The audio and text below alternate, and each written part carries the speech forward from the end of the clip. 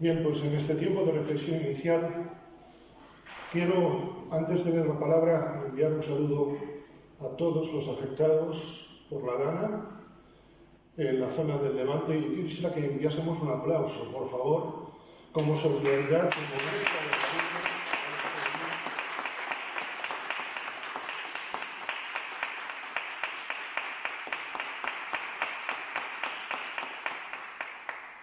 Con ello queremos enviar todo nuestro cariño a los hermanos, amigos, que se han visto en distintos lugares de España, porque no solamente ha sido la Comunidad Valenciana, también ha sido Albacete, hemos sabido de distintos casos, en fin, pedimos que el Señor nos guarde.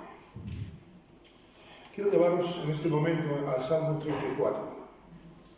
Salmo 34, es un versículo bastante conocido. Dice el Salmo 34, versículo 4. Busqué al Señor y Él me oyó y me libró de todos mis temores. Desde luego, estamos en un momento difícil para David, pero es un momento difícil cuando está delante de Abimelech, eso quería decir. Y él dice, busqué al Señor y me oyó y me libró de todos mis temores. Me parezco mucho a David, no sé si vosotros. David era una persona con miedos. David era una persona con temores. Me atrevo a decir que la primera consecuencia del pecado fue tener temor. ¿Recordáis cuando el Señor busca a Adán en el huerto del Edén? ¿Qué es lo que dice Adán? Tuve miedo y me escondí. La serpiente les había prometido nuevas sensaciones. Y menuda sensación, menuda experiencia, ¿verdad? Los miedos, como Adán y Eva, nos llevan a quedarnos paralizados. Los miedos son una cárcel. Dice, busqué al Señor y Él me oyó y me libró. Los miedos son, desde luego, una cárcel. Y todos los que estamos en esta sala, los que nos ven, tenemos alguna cárcel en nuestra vida. Quizá tenemos miedo a la enfermedad. Quizá tenemos miedo, he conocido a personas, a la edad, a hacerse viejos. Una de las cosas que más vende hoy es rejuvenecerse las personas. Cremas, y no tengo nada contra el noble gremio de los que hacen cremas y demás cosas. Quizá tenemos miedo a la economía, miedo a que, como ha sucedido ahora y está sucediendo en el Levante, algo arrase con todo. Quizá tenemos miedo en la relación con otros familiares, ¿verdad? Quizá tenemos miedo en nuestra relación con nuestros vecinos. Quizá tenemos miedo a los compañeros de trabajo. ¿Quién no ha tenido un compañero hueso en el trabajo, verdad? Bueno, dinosaurio. Pero también, y esto os lo dice uno con mucha vergüenza, pero honestamente, tenemos quizá miedo a nuestro carácter. A Jacob, a Pedro, a Jonás, a Jonathan les aprisiona su carácter. Por eso tengo que buscar al Señor, para que me libre de mi cárcel. Todos tenemos en esta mañana, estoy seguro, alguna cárcel. Y ante esa situación, ante ese reconocimiento, David toma una decisión. ¿Qué hizo él? Busqué al Señor. No buscó un sistema religioso. Tenía buena amistad con Samuel. Podía haber ido a consultar a alguno de los profetas. Buscó al Señor. Tampoco buscó, y mira que David tenía a su lado consejeros. Recordamos a uno muy famoso, Ahitofel. David no buscó consejo en sus amigos. Todo mi respeto respeto hacia los psicólogos, David no buscó ningún psicólogo, ningún terapeuta, sino que buscó directamente a Dios. Porque David hizo algo que creo que yo debo hacer y que todos debemos hacer: buscar a Dios en medio de nuestras crisis. Esto es lo que más funciona, lo único que funciona. David no vio su situación como una oportunidad para seguir triste, sino como una oportunidad para buscar al Señor. Y yo me pregunto en esta mañana, antes de tomar los símbolos, ¿aprovechamos todo lo que nos pasa como una oportunidad para buscar a Dios? Hoy Dios nos está dando oportunidad, sean cuales sean las circunstancias, tremendas, como las que hemos citado, o un día tan hermoso como el que afortunadamente tenemos hoy. Dios nos está dando oportunidad de buscarle a Él, porque no estamos aquí en esta mañana. Es más, no vivimos este 3 de noviembre por casualidad, lo vivimos porque Dios quiere que le busquemos. Lo vivimos por su misericordia y para su gloria. Dios nos da toda la vida para buscarle. Y si decimos para mañana, ¿quién nos asegura que llegaremos a mañana? ¿Sabéis una cosa? Es más tarde de lo que nos pensamos. No se trata de reunirnos, y no estoy en contra de la reunión, no se trata de participar en alabanzas, no se trata de orar, se trata de algo más profundo, y es buscar a Dios de todo corazón y con toda reverencia. Busqué al Señor. Hoy es tiempo de búsqueda de Dios. Y el Señor me oyó y... ¿qué hizo el Señor? ¿Se quedó con el cuento? No. Me libró. La decisión de buscar a Dios siempre trae libertad a nuestras vidas. Si hay áreas en tu vida, y seguro que las hay, que te tienen aprisionado, es porque no hemos buscado suficientemente a Dios. Cuando buscamos a Dios siempre hay libertad. Recordamos lo que Jesús diría durante su ministerio: conoceréis la verdad y la verdad os hará libres. Amén. Amén. Amén. Todo lo que sea estar lejos de Dios es vivir en prisiones. ¿Recordáis a dos que estaban en la mazmorra de más adentro, verdad? Pablo y Silas. Y cantaban himnos a Dios. Curiosamente, el único que humanamente, para la expresión, socialmente era libre, el carcelero, ese es el que estaba más preso. Señores, ¿qué debo hacer para ser salvo? La libertad en la prisión de Filipos estaba en la mazmorra de más adentro. No importa cuál sea la mazmorra en la cual nos podamos encontrar en este momento, no importa la mazmorra en la cual podamos vivir en un momento determinado, buscamos al Señor y Él nos libera. La decisión de buscar a Dios trajo libertad. No, trajo total libertad. Dice, me libró de todos mis temores. No de algunos, no de unos cuantos, no de los más fáciles, me libró de todos. Todos en esta mañana tenemos aquí algún temor. Y todos estamos en este momento en ese proceso, porque nuestra salvación perfecta será el día que estemos delante del Señor, ¿verdad? Dios está haciendo ahora una obra, mejor dicho, quiere hacerla. Otra cosa es que le dejemos hacerla. Dios está haciendo una obra en nosotros para librarnos de todos nuestros temores. David, en definitiva, no se conformó con conocer a Dios, quería conocer más de Dios. Mis hermanos, para que este texto del Salmo 34:4 sea una realidad, hubo un momento de la historia en que Dios no oyó a un ser humano y fue a su Hijo Cristo. Por eso Él clama en la cruz: ¿por qué me has desamparado? ¿Sabes? Dios desamparó a su Hijo Jesús para librarte a ti y a mí de todos nuestros temores, sobre todo el temor a la muerte eterna. Cuando pensamos en la bendición de la escucha de Dios, no podemos olvidar el silencio del Calvario. Así pues, ese silencio nos ha de llevar a darle gracias a Dios, a pedirle que aumente nuestra fe, en definitiva, a examinarnos delante de Él. Vamos a tener una oración y luego pasaremos a la Santa Cena.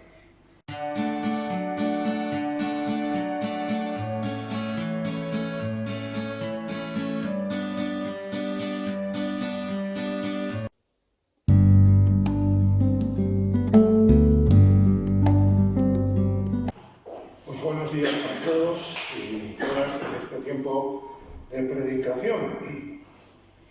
Cantábamos desde el fondo del mar hasta el más alto lugar.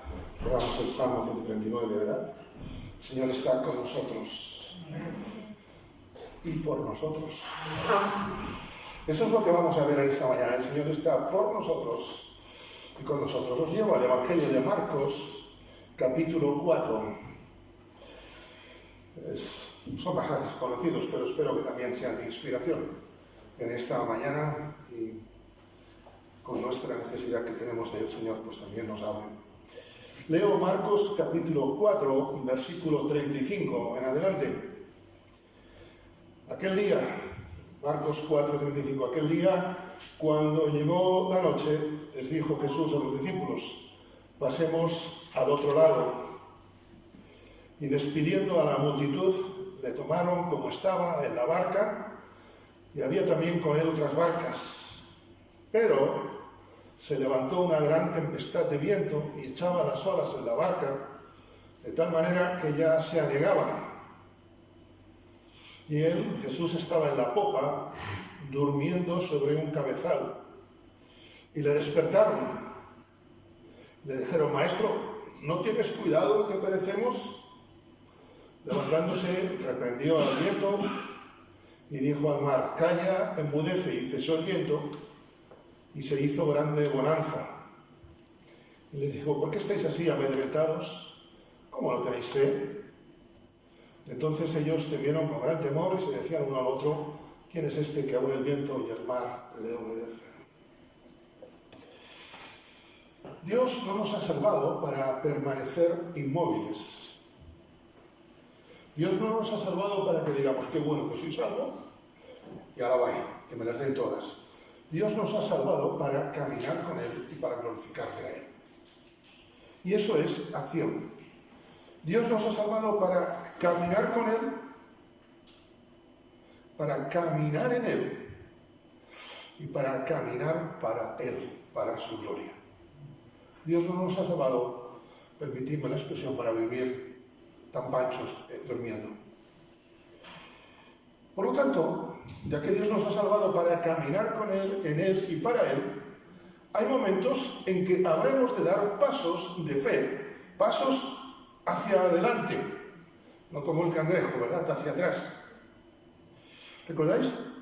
El agua estancada se pudre. Y si dejas el agua sin moverse, termina oliendo mal.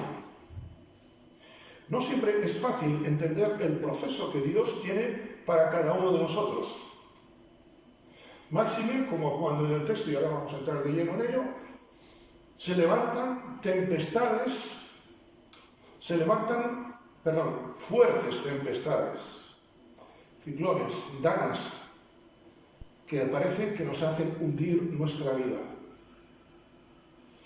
El llamado de Jesús, y fijémonos en este versículo 35 porque es muy interesante y vamos a basarlo en este versículo 35, el llamado de Jesús es: pasemos al otro lado. Y es un llamado que Jesús hace a sus discípulos. No se lo hace a la multitud, versículo 36, después la despide. Lo hace a sus discípulos. Y hermanos, como discípulos de Cristo, que creo que cada uno nos consideramos, ¿cuándo fue la última vez que dice que el Señor te decía: da un paso de fe? Y los pasos de fe no son fáciles, porque, fijaros, estaban en tierra. Dar un paso de fe significaba subirse a una barca, y la barca, al estar en el agua, se mueve. Ya se te acababa la comodidad de estar en tierra Ya se te acababa la comodidad de estar, que no se te mueva el suelo. Cuando me fijo en los muelles que tenemos aquí, en los puertos pesqueros que tenemos, yo cuando veo las barcas, ves cualquier barco siempre se está moviendo, aunque esté amarrado al puerto. Los pasos de fe nos llevan a momentos de inestabilidad y a depender de Dios. Cuando Dios te llama, cuando Dios nos llama, nos desafía a la inmovilidad, a dejar nuestra zona de confort para depender de Él totalmente. Cuando Dios nos llama, no es para darnos la vara, es para mejores cosas. Como tantas veces hemos dicho, el cristiano ha de ser un ser inconformista por naturaleza. Pero también no solamente es un desafío, no es un reto solamente, no es solamente una meta a mejores cosas, sino que es una promesa de Jesús. Porque Jesús no les dice, pasad al otro lado. Jesús les dice, pasemos. Y hermanos, yo creo que esto, permitidme, como un niño con zapatos nuevos, pensar que el Señor cuando me desafía es porque Él viene conmigo. Es que esto no es maravilloso, es que te quedas sin palabras, por lo menos un servidor. Quiero ver en esta mañana 3 cosas de este apasionante viaje que tuvieron los discípulos con Jesús. Porque, en primer lugar, dice Jesús, pasemos al otro lado. No les dice, vamos a hacer esto, mirad, en el otro lado vamos a predicar aquí, voy a hacer un milagro allá. Pasemos. No se pusieron ni siquiera Pedro, Señor, o Tomás, ¿qué vamos a hacer en el otro lado? Muchas veces queremos que Dios nos dé una hoja de ruta, cuando Dios es la ruta. Cuando Dios llama a Abraham, vete de tu tierra y de tu parentela, a una tierra que yo te mostraré. Llega a ser Jonathan, yo no digo vuestros nombres, porque sé que vosotros a esto no os pasa. Llega a ser Jonathan, Señor, como a mí no me digas dónde vamos, yo me quedo aquí.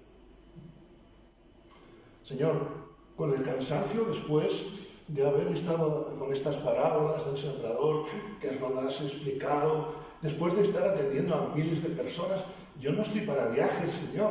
O a mí me dices dónde vamos o a mí me quedo aquí. Si somos discípulos de Cristo, vamos a estar expectantes, vamos a estar deseosos de que el Señor nos muestre nuevas metas, que vamos a tener que hacer cambios en nuestra vida. Vamos a dar, permitidme, cientos de vueltas quizá para avanzar. Mirad, quedarse en el sitio no suponía avance alguno. Quedarse en el sitio suponía vivir de la historia. Como alguna vez he dicho ese proverbio ruso, ¿verdad? Quien vive de la historia es como quien corre detrás del viento. No nos desesperemos, hermanos, pero Dios nos llama a dar pasos de fe. No nos desesperemos, pero no nos durmamos. Me hacía gracia el otro día, hace poco, una viñeta que vi de dos esqueletos y decía, 2 jovencitas esperando a su príncipe azul. ¿Sabes? A veces tenemos que agarrar el tren cuando Dios llama. ¿Recordáis qué hicieron los discípulos tiempo más tarde con Jesús? En el momento de estar alerta, ¿qué hicieron? Se durmieron. Hablo de Getsemaní. Así pues, esperemos en el Señor con fe, con constancia, con esperanza y con seguridad. Porque la espera en el Señor es espera, y esta mañana lo hemos meditado en el Salmo 34:4, la espera en el Señor es espera para conocer más a Dios. Cuando Jesús les dice, pasemos al otro lado, ¿saben lo que les está diciendo realmente? Vamos para que me conozcáis más. Cuando Dios me llama a cualquier ministerio, aunque no me guste, ojo, que todos los que iban en la barca no eran gente de mar. Mateo no era hombre de mar. Había otros que eran agricultores, no eran gente de mar. A Pedro, sus hermanos, y eso, bueno, que a la gente de más les encantaría, pero a mí meterme ahí. ¿Sabes? Cuando Dios me dice, da un paso de fe, aunque a veces sea en la forma que a mí no me gusta, es porque Dios quiere que yo le conozca más. Dios no me pide pasos de fe para marearme. A todos nos falta conocer más de Dios. Y por eso hemos de dedicar tiempo a estar con el Señor. El Señor les está dando una oportunidad de estar tiempo de calidad con Él.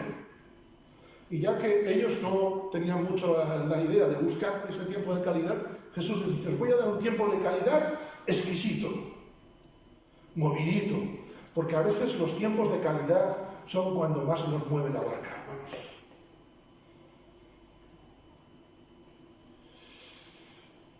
Dios les da la oportunidad, Jesús les da la oportunidad de dedicar tiempo a estar con Él. Y no sé qué tormenta la estarás pasando, podrás pasar en tu vida. Pero sabes, he aprendido y veo en la palabra, no es solamente experiencia, porque eso podría ser muy subjetivo e incluso equívoco, engañoso es el corazón.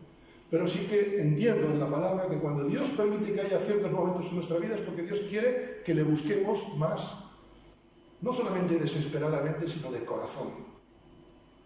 Si yo oro a Dios simplemente para que me salve de la tormenta y no para tener una relación con Él, mi vida sigue estando tan mareada como antes.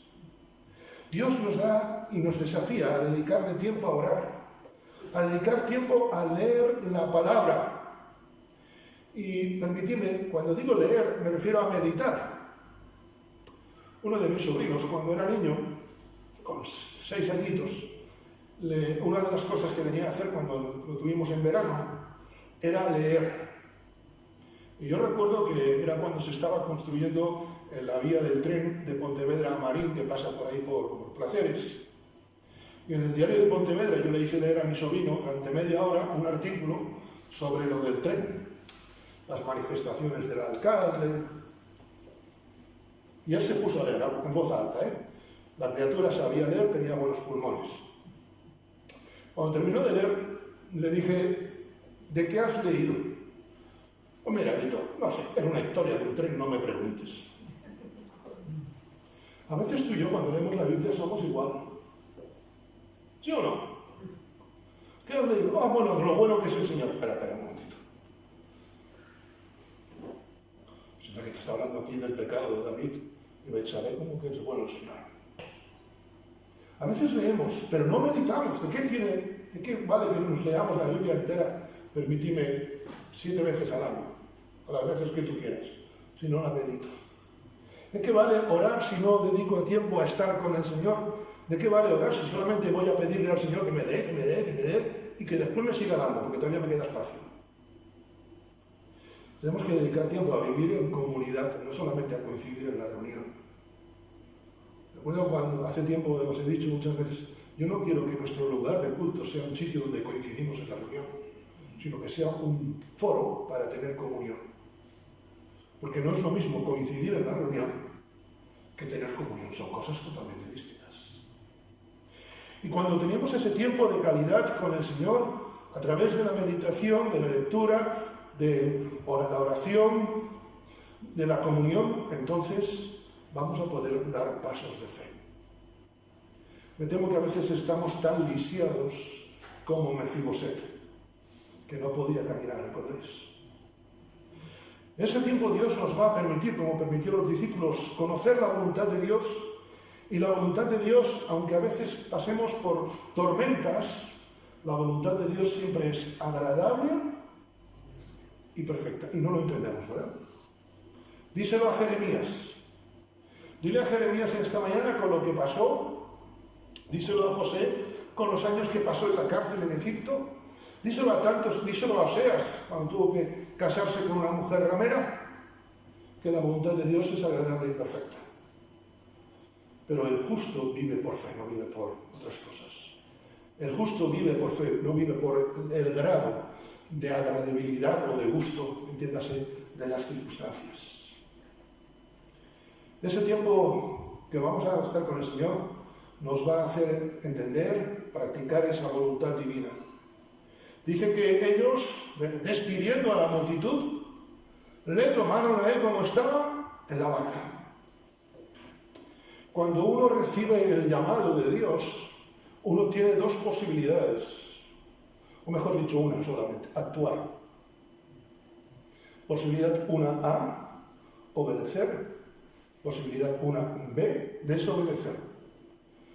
Desobedecer puede ser tomando una decisión: yo sigo aquí, mira, Jesús, cuando llegues allá, yo es que soy de marear, Señor. Yo me mareo en la barca, podría haber dicho Mateo. A veces le ponemos tantas excusas a Dios que lo que estamos haciendo, ¿sabéis qué es? Desobedecer. No nos distinguimos de Jonás.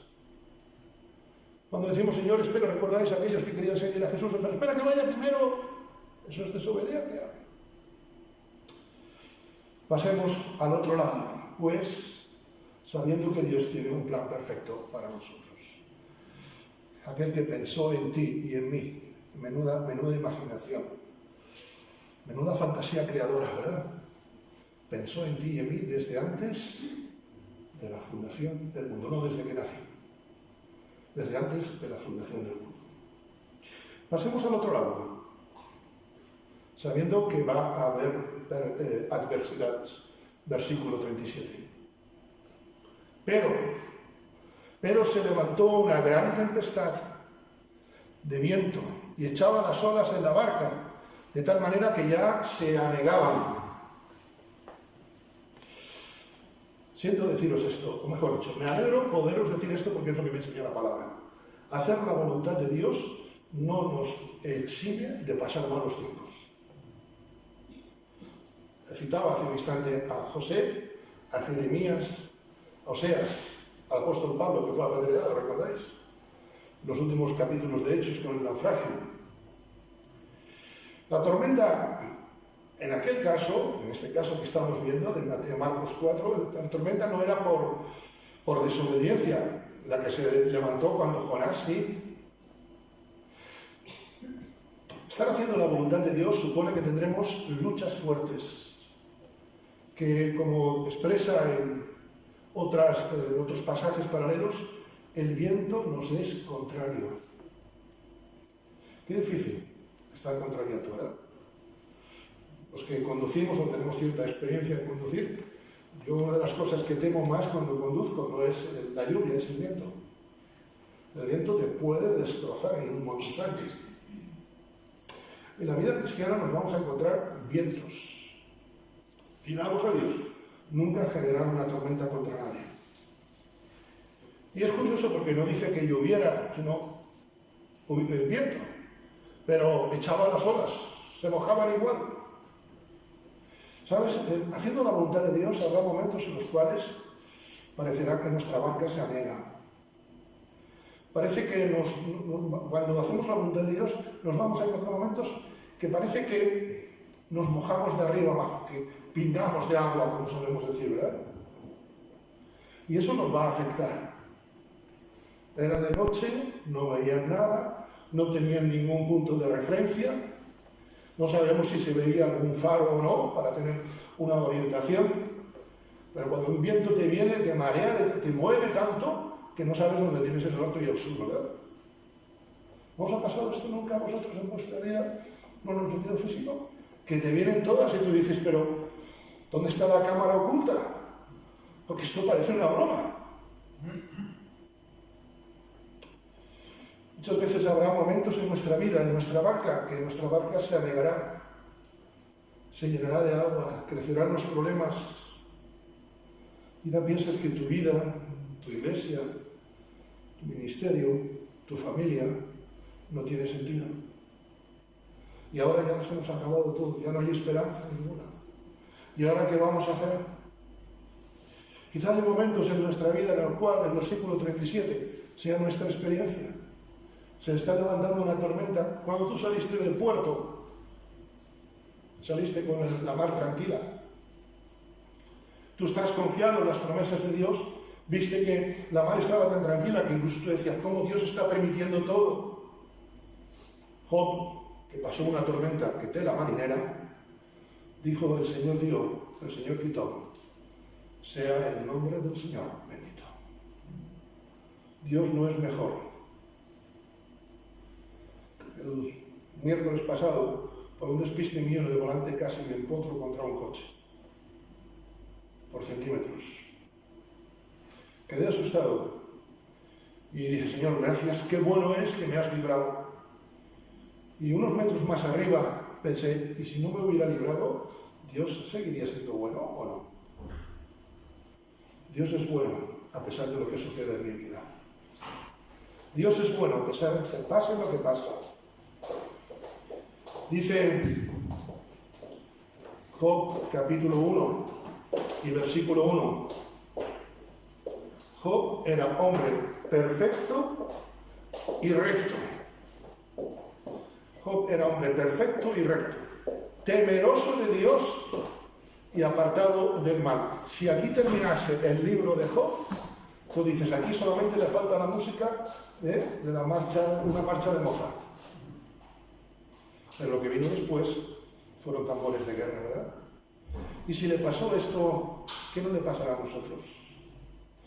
¿Sabes? Lo más grande de la tempestad no era el viento. Lo más grande de la tempestad era que Jesús estaba con ellos en la barca. Lo más grande no es el problemazo que tienes, que seguro que es. Ay, si yo le contara lo mío. Como se suele decir, le pregunté el otro día a uno qué tal, y encima va y me lo cuenta. Bueno, a veces pasa eso. Cada uno de nosotros tiene su mar de Galilea. Pero lo más grande no es la tormenta que estés pasando. Lo más grande es que el Señor está contigo. Y el domingo pasado, si no me recuerdo, recordábamos a Jacob, nos lo recordaba nuestro hermano Eduardo.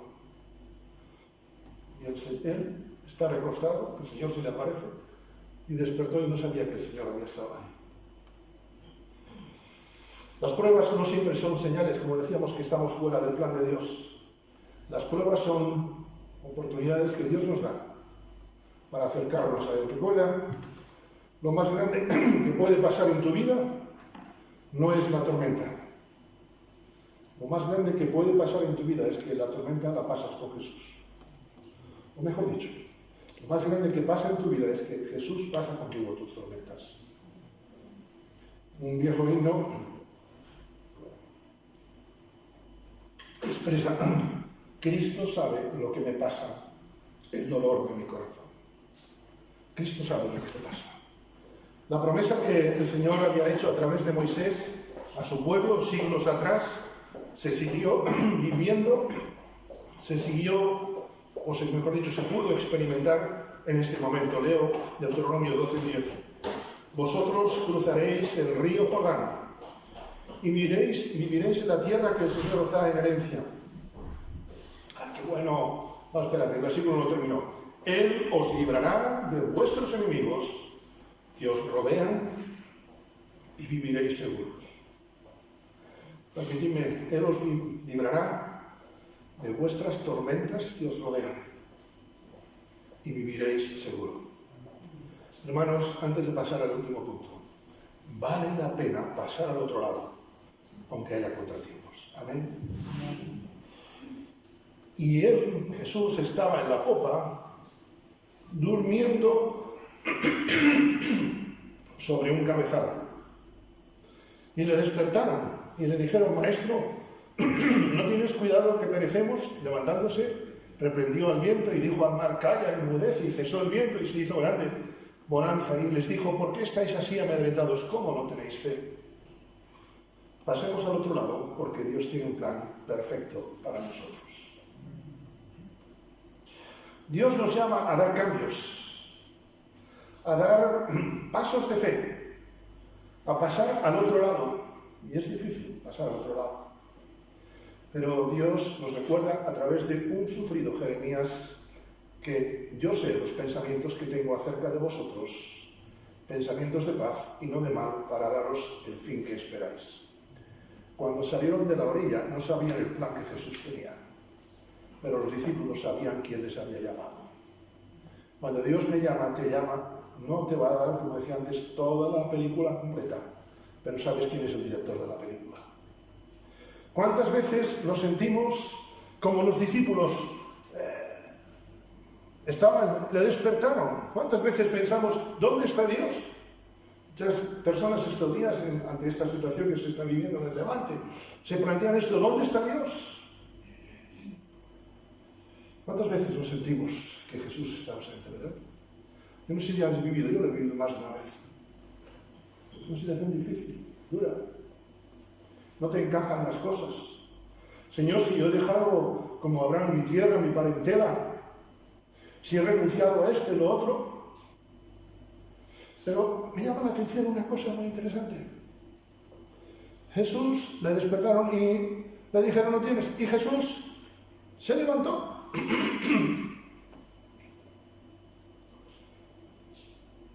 ¿Sabes? Jesús se levanta por nosotros. ¿Amén? Él se levanta cuando es el momento oportuno. Jesús venía humanamente muy cansado. También humanamente creo que tenía un sueño muy profundo, la verdad. Pero lo que me gusta es que Él se levanta. Dios se levantará siempre a nuestro favor, sea cual sea la tormenta. Dios se levantará siempre a tu favor, sea cual sea el temporal que como familia, como iglesia, como persona, valga la expresión en general, estés pasando. Jesús les dice a sus discípulos, mirad las aves del cielo, que no siembran ni recogen en graneros, y vuestro Padre Celestial las alimenta. ¿No valéis mucho más vosotros que ellas? Cuando el diablo venga a decirte, Jonathan, Pepe, María, Antonia, como te llames, de esta te hundes, Dios cuidará de mí. Y eso es lo que le fastidia a Satanás. Bueno, porque se fastidie. El proceso del milagro es muy interesante.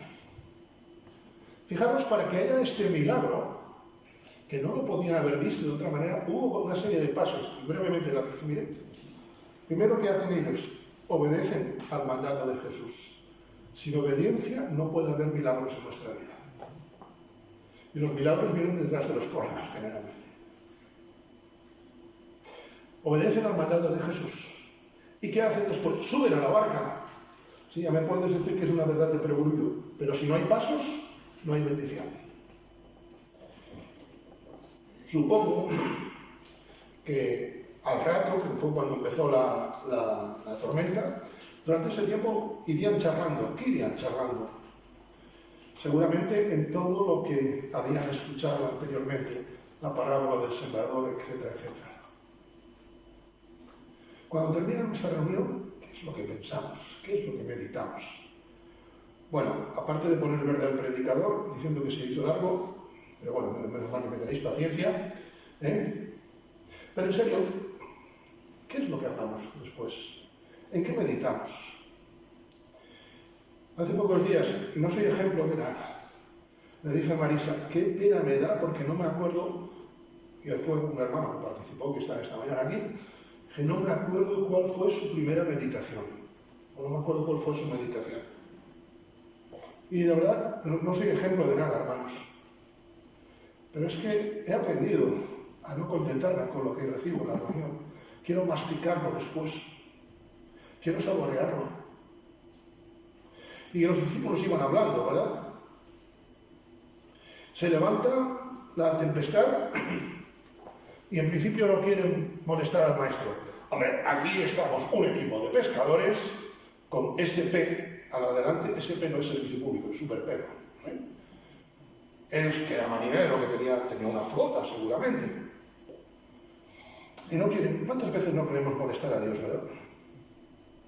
Esto, Señor. A veces por vergüenza decimos, con el tiempo que llevamos en el Señor, parece mentira.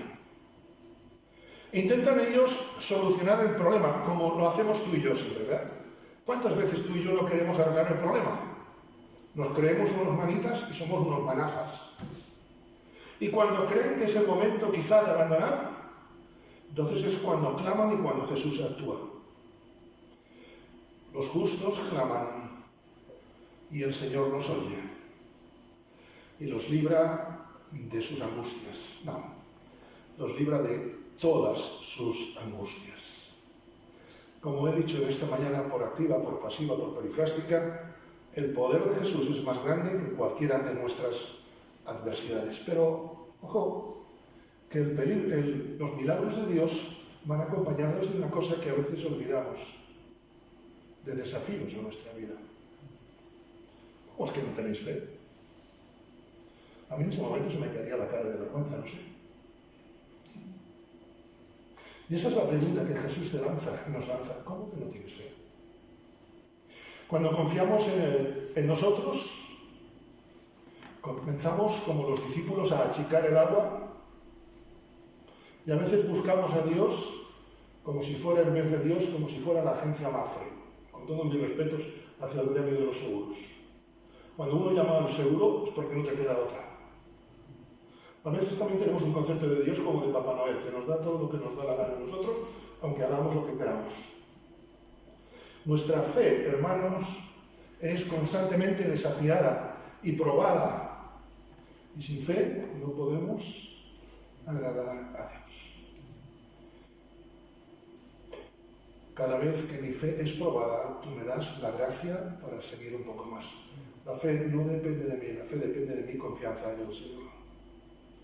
Queridos hermanos, cada día Dios nos bendice, desafiándonos a descansar en Él, a permanecer firmes en la fe, a pesar de las dificultades. Nos bendice estando con nosotros en la barca, aunque la barca parezca que hace trizas, y sobre todo nos bendice cumpliendo su voluntad en nuestra vida. Finalmente, creo que este texto nos enseña que Dios tiene un plan perfecto para nosotros, aunque a veces no lo entendamos. O como diría Teresa de Ahumada, nos recuerda que Dios escribe derecho el reino de estos cielos. La clave de la vida cristiana es confiar en Dios. La clave de la vida cristiana es confiar en la presencia de Dios. La clave de la vida cristiana es confiar en la guía de Dios. La clave de la vida cristiana es caminar en el Señor para estar seguros. Y hay algo mucho mejor que recibir bendiciones. Ser bendición a los demás. Más bienaventurado es dar que recibir. Yo me preocupo, seguramente como tú, ¿verdad?, por cuántas bendiciones me da Dios, pero ¿te preocupas si eres bendición a los demás? Recordamos el otro día, meditábamos en esta misma plataforma, creo hace 2 o 3 semanas, que no seamos tropiezo a los niños, ¿verdad? ¿Estáis siendo de bendición a los demás? Recuerda, tu pequeña gran fe es probada cuando eres fiel. Nuestra pequeña gran fe es probada para que veamos, mejor dicho, el cumplimiento de Dios, para que veamos el propósito de Dios en nuestra vida. Ojalá la oración de David sea hoy la nuestra. El hacer tu voluntad, Dios mío, me ha agradado. Y permíteme un paréntesis. Aunque las circunstancias sean, como decimos, chulas. El hacer tu voluntad, Dios mío, me ha agradado, aunque a veces abandonaría. El hacer tu voluntad, Dios mío, me ha agradado, aunque a veces me mandes a Nínive a ver gente que no quiero ver ni en pintura. El hacer tu voluntad, Dios mío, me ha agradado, y tu ley está no en mi corazón, sino en medio de mi corazón. Porque no es lo mismo que esté en mi corazón que esté en medio de mi corazón. Tengo la costumbre, y ya quizá con los años, aunque aparento 19 años, realmente tengo 19 y 3 meses, tengo la costumbre de, cuando tengo que llevarme algo de casa, anoche mismo el ordenador que Marisa ha traído para la escuela dominical, lo dejábamos en el pasillo. Y lo dejábamos en medio. ¿Sabes para qué? Para no olvidarnos. ¿Dónde está la ley de Dios en tu corazón?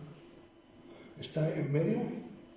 ¿O cuando llegas aquí, como alguna vez nos ha pasado hoy, que nos olvidamos de esto? Esa es la pregunta que lanza el Señor. La respuesta está en tu corazón, en el mío, en el de cada uno. Que Él os bendiga. Amén.